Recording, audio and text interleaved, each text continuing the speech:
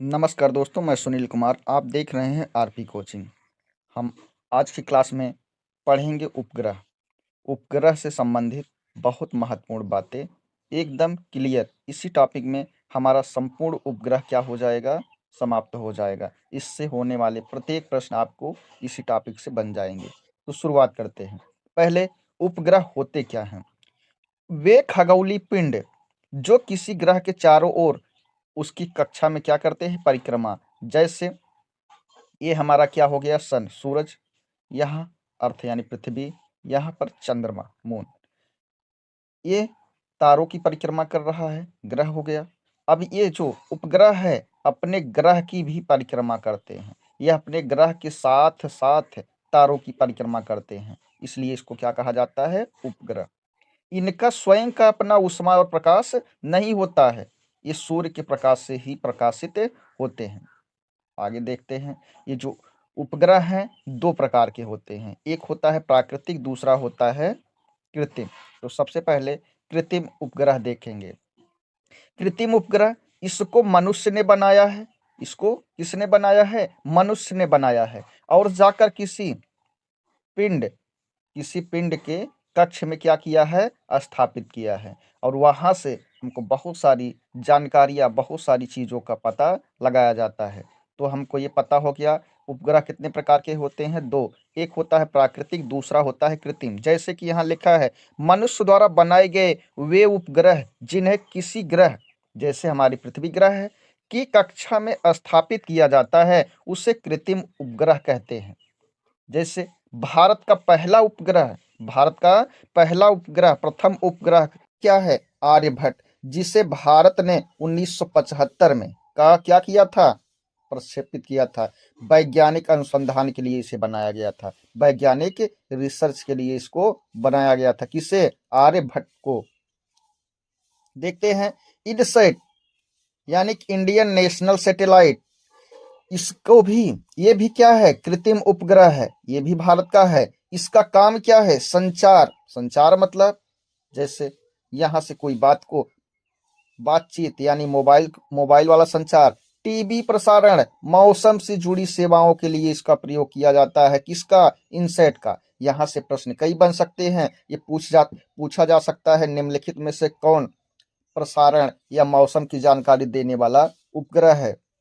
हमें याद करना है इनसेट। आगे देखते हैं क्या है, जैसे जी सेट यानी जियो स्टेशनरी सैटेलाइट, ये कौन सा हो गया, इंडियन नेशनल सैटेलाइट हो गया ऊपर वाला इनसेट। और ये कौन है, जी सेट। इसका काम क्या है, यह भी संचार उपग्रह है।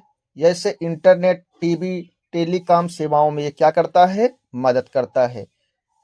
IRS, Indian remote sensing satellite, यह पृथ्वी की तस्वीर लेने, कृषि, मौसम और आपदा संबंधित क्या है, सैटेलाइट है यानी उपग्रह है। इसको पृथ्वी का चित्र लेने के लिए, तस्वीर लेने के लिए, कृषि से संबंधित जानकारियां, मौसम से संबंधित, आपदा आपदा है ना, यानी डिजास्टर मैनेजमेंट के लिए इस ग्रह का क्या होता है, प्रयोग किया जाता है। आगे देखते हैं। अब ये कौन सा उपग्रह है, ये भी तो उपग्रह है। किसका है, पृथ्वी का, लेकिन कैसा है, यह प्राकृतिक है। कैसा है, प्राकृतिक। हमने पढ़ा था अगली क्लास में, अगर आपने नहीं देखा है तो उस क्लास को जरूर देख लीजिएगा। हमारे पृथ्वी के पास कितने उपग्रह हैं, एक, और इकलौता यही है। नाम क्या है, चंद्रमा। चंद्रमा जो है, चंद्रमा पृथ्वी का एकमात्र प्राकृतिक उपग्रह है। और इस पे प्रकाश, चंद्रमा का अपना प्रकाश नहीं होता है, यह सूर्य के प्रकाश को परावर्तित करता है, जिससे पृथ्वी पर रोशनी पहुंचती है। कितना दिखता है ये, यानी जो चांद हम नीचे धरती पर देखते हैं, लगभग कितना प्रतिशत, 59% भाग पृथ्वी से यह दिखाई देता है। लगभग 41% भाग पृथ्वी से हम देख ही नहीं पाते। अब देखते हैं शांति के सागर किसे कहते हैं। जो चंद्रमा है उसकी उसकी जो सतह है, सतह पर स्थित एक बड़ा समतल क्षेत्र है, उसी को शांति सागर कहते हैं। पृथ्वी से चंद्रमा की औसत दूरी, ये हमारी पृथ्वी है, ये हमारा चंद्रमा, इसके बीच लगभग औसत दूरी कितना है, 3,84,400 किलोमीटर है। अब देखते हैं चंद्रमा की गतियां। चंद्रमा जो चंद्रमा है ये भी क्या करती है, गति करती है। गति मतलब जैसे पृथ्वी गति करती है घूर्णन, और पृथ्वी गति करती है सूर्य की परिक्रमा करती है, वैसे चंद्रमा भी घूर्णन गति करता है और क्या करता है, पृथ्वी की परिक्रमा भी करता है। लेकिन जो पृथ्वी है 24 घंटे में अपनी घूर्णन गति पूरी करती है, और जबकि सूर्य की परिक्रमा 365 दिन, 365 सही 1/4 दिन में पूरा करती है। लेकिन जो हमारा चंद्रमा है, ये चंद्रमा क्या करता है, ये चंद्रमा पृथ्वी का एक चक्कर और अपने अक्ष पर घूर्णन, दोनों चीजें यानी कि घूर्णन और सूर्य पृथ्वी की परिक्रमा भी एक ही समय में पूरा करता है। जैसे चंद्रमा को अपने अक्ष पर घूमने और पृथ्वी के चारों ओर एक चक्कर लगाने में कितना 27 दिन 7 घंटे, कितना 27 दिन 7 घंटे का समय लगता है। इसी कारण हमें पृथ्वी से चंद्रमा का हमेशा एक ही भाग, एक ही हिस्सा दिखाई देता है। पूछा जाएगा चंद्रमा का हम सिर्फ एक ही हिस्सा क्यों देखते हैं, क्यों देख पाते हैं? हमारा जवाब क्या होना चाहिए, क्योंकि इसकी घूर्णन गति और परिक्रमण गति समान है, एक ही समय में दोनों गति पूरा कर लेता है। पृथ्वी से चंद्रमा की दूरी, अब देखते हैं चंद्रमा की कक्षा पूरी तरह से गोल नहीं है। क्या नहीं है, गोल नहीं है। यानी कि अगर गोल होती तो एक ही समय गोल होती, तो फिर क्या होता, एक ही दूरी होती, लेकिन दूर गोल नहीं है। जिस मार्ग से चंद्रमा पृथ्वी की क्या करती है, परिक्रमा, है ना। इसको देखते हैं। अब देखते हैं अपभू। अपभू मतलब कभी जो चंद्रमा है, चंद्रमा जो है वो क्या है, कभी कभी पृथ्वी से दूर चली जाती है। जैसे हमने पढ़ा है, नहीं पढ़ा है तो आगे पढ़ेंगे, जैसे क्या होता है, जैसे अपसौर और उपसौर होता है, वैसे यहाँ पर अपभू, यानी कि जब चंद्रमा पृथ्वी से अधिक दूरी पर होता है तो क्या होता है, जब अधिकतम दूरी पर होता है तो क्या कहते हैं, उसे अपभू कहते हैं। तब कितनी दूरी होती है, 4 लाख, कितना, 4,06,000 किलोमीटर दूरी पर अपभू में। उपभू में जब चंद्रमा किसके पास होती है, पृथ्वी के नजदीक आ जाती है, उसे क्या कहते हैं, उपभू। उपभू में कितनी दूरी होती है, 3,64,000 किलोमीटर होती है। इतनी बातें हमको याद करना था। आगे देखते हैं सुपरमून। सुपरमून क्या है, जब चंद्रमा पृथ्वी के सबसे समीप, सबसे करीब, सबसे नजदीक स्थित होता है और साथ ही पूर्णिमा होती है। क्या होती है, पूर्णिमा, यानी कि उपभू। क्या, उपभू। जब उपभू के समय फिर क्या हो, पूर्णिमा भी हो। क्या हो, पूर्णिमा। जब नजदीक है और पूर्णिमा भी है, उपभू है और क्या है, पूर्णिमा भी है, तब उसे ही क्या कहते हैं, सुपरमून। इस दौरान चंद्रमा सामान्य से लगभग 14% ज्यादा दिखाई देता है। सामान्यता जितना दिखाई देता है उससे 14% ज्यादा हमको चंद्रमा दिखाई देता है। कब दिखाई देता है, सुपरमून। और सुपरमून कब होता है, उपभू। अगर क्या है, उपभू है और पूर्णिमा है, तब हमको क्या होता है, तब उसी को क्या क्या कहते हैं, सुपरमून। यह सामान्य से 30% ज्यादा क्या होता है, चमकदार होता है। ज्यादा तो 14% दिखाई देता है और चमकता कितना है, लगभग सामान्य से 30% ज्यादा चमकता है। चंद्रमा की कलाएं। पृथ्वी पर पड़ने वाले चंद्रमा के प्रकाश में होने वाला परिवर्तन अमावस्या। क्या होता है, अमावस्या। अमावस्या मतलब जब चांद हमको पूरा दिखाई नहीं दे रहा है, गायब है, तो वही न्यू मून। अमावस्या को याद रखना, क्या कहते हैं, न्यू मून भी कहते हैं। इस रात चंद्रमा पूरी तरह अंधेरे में होता है, इसे फर्स्ट डे के रूप में भी चिन्हित किया जाता है, याद रखना है। दूसरे तीसरे दिन इस समय चंद्रमा का सबसे छोटा हिस्सा दिखाई देता है, जिसे ईद का चांद भी कहते हैं। थोड़ा सा यहाँ पढ़ लेते हैं, आगे हम डिटेल में देखेंगे। 7 से 8 दिन यह चंद्रमा आधा दिखाई देता है। कितना? 7वें 8वें दिन, मतलब 1/2। कितना दिखाई देगा? लगभग इस आकार का हमको चंद्रमा दिखाई देगा, इस आकार का 1/2 भाग। 14-15 दिन, 14वें 15वें दिन क्या होती है? पूर्णिमा। इस दिन हमको चंद्रमा कितना दिखाई देगा? लगभग इतना दिखाई देगा, यानी पूरा पूरा गोल और चमकदार दिखाई देता है। यहाँ पर देखते हैं, जो टॉपिक पीछे समझे हैं उसको समझ लेते हैं। जैसे ये हमारा क्या है? सूर्य है। ये हमारा क्या है? सूर्य है। और यहाँ पर क्या है? यहाँ पर पृथ्वी है। और यहाँ पर क्या है? चंद्रमा। अब चंद्रमा है, ये सूर्य है, पृथ्वी है। यहाँ से प्रकाश आएगा कहाँ पर?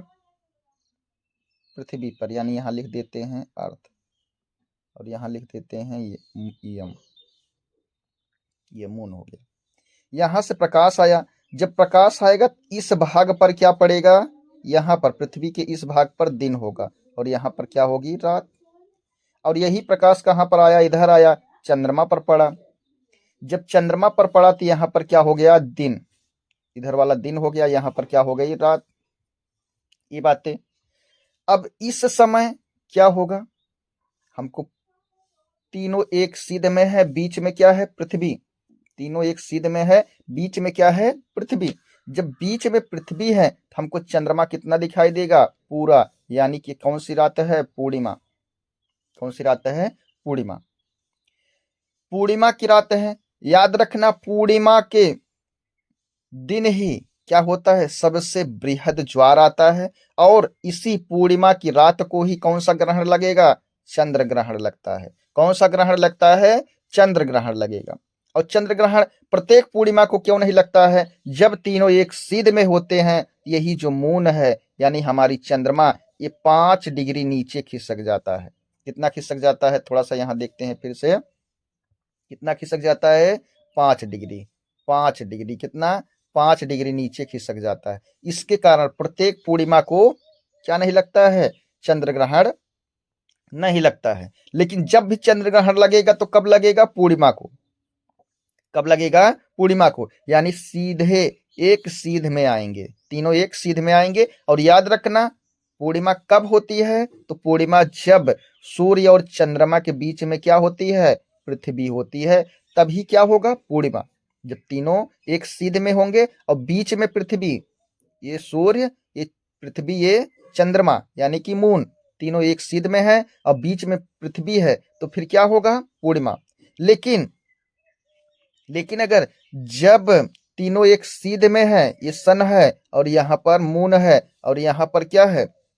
यहाँ पर हमारी अर्थ है, पृथ्वी। जब ये भी तीनों एक सीध में है, तीनों एक सीध में है, अब यहाँ पर कौन आ गया? यहाँ बीच में आ गया मून। मून मतलब चंद्रमा। अब यहाँ पर क्या होगा? कैसे क्या सिस्टम बनेगा? ये देख रहे हैं, यहाँ पर प्रकाश आया, इधर वाले भाग पर, चंद्रमा की इस वाले भाग पर क्या हो गया? दिन। और यहाँ पर क्या हो गई? रात। और ये क्या है? पृथ्वी। अब पृथ्वी है तो यहाँ पर क्या रहेगा? दिन। और यहाँ पर क्या रहेगी? रात। तो अब आप बताइए, अगर हम यहाँ पर हैं, हम इस एरिया में अगर हैं, तो चंद्रमा का ये वाला भाग देख रहे हैं, चंद्रमा का ये वाला भाग देख रहे हैं। क्यों? क्योंकि यही तो हमारे सामने है। और इस चंद्रमा के इस भाग पर क्या है? रात है। और जब रात है, यानी रात क्यों है? क्योंकि यहाँ पर सूर्य का प्रकाश नहीं पहुंच रहा है, और जब नहीं पहुंच रहा है तो हमको दिखाई देगा।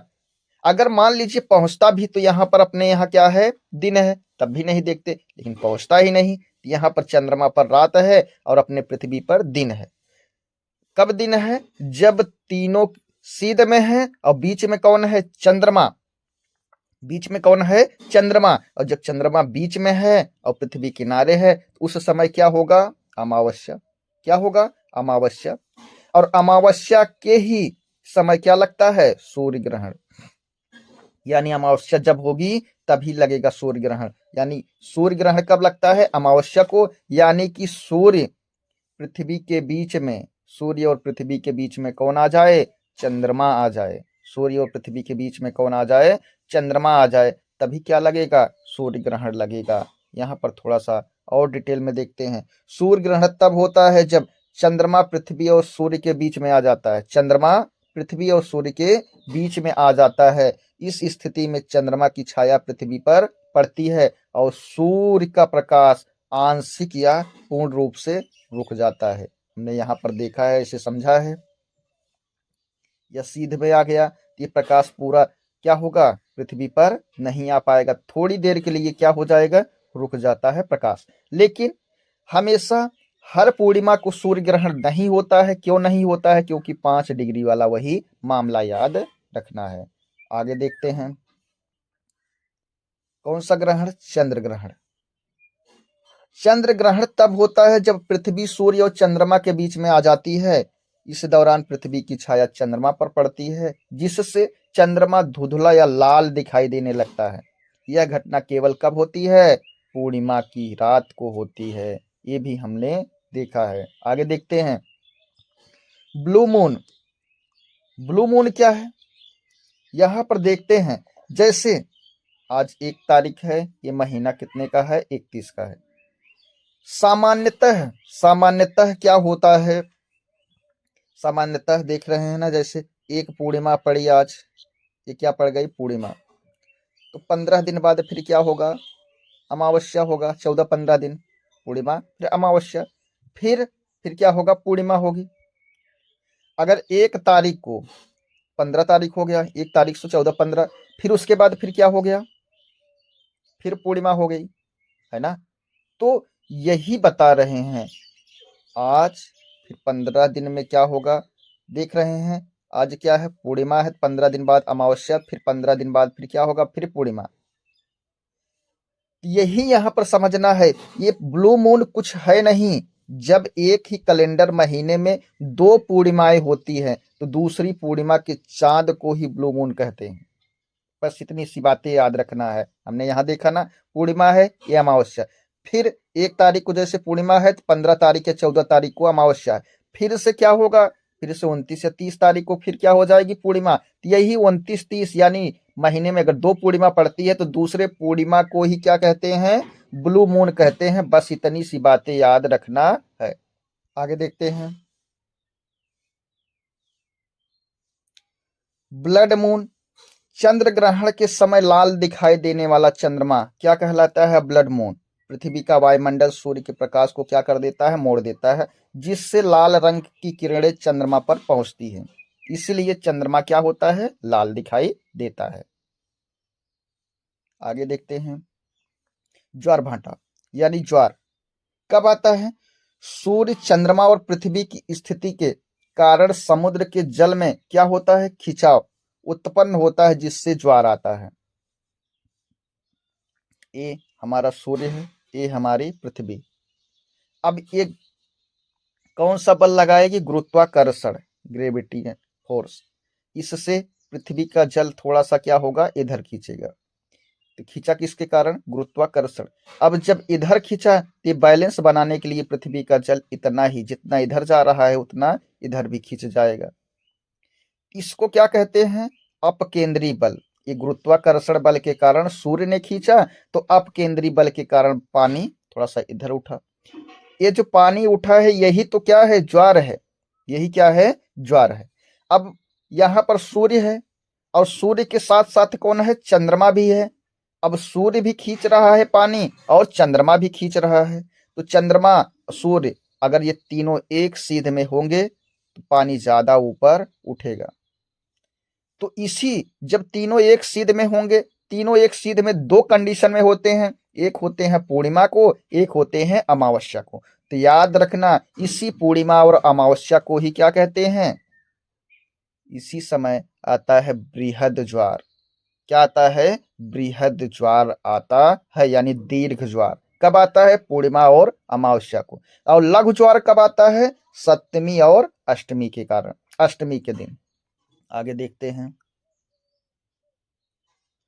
विश्व का सबसे ऊंचा ज्वार। विश्व का सबसे ऊंचा ज्वार कहाँ आता है? फंटी की खाड़ी में। फंटी की खाड़ी कहाँ है? कनाडा में।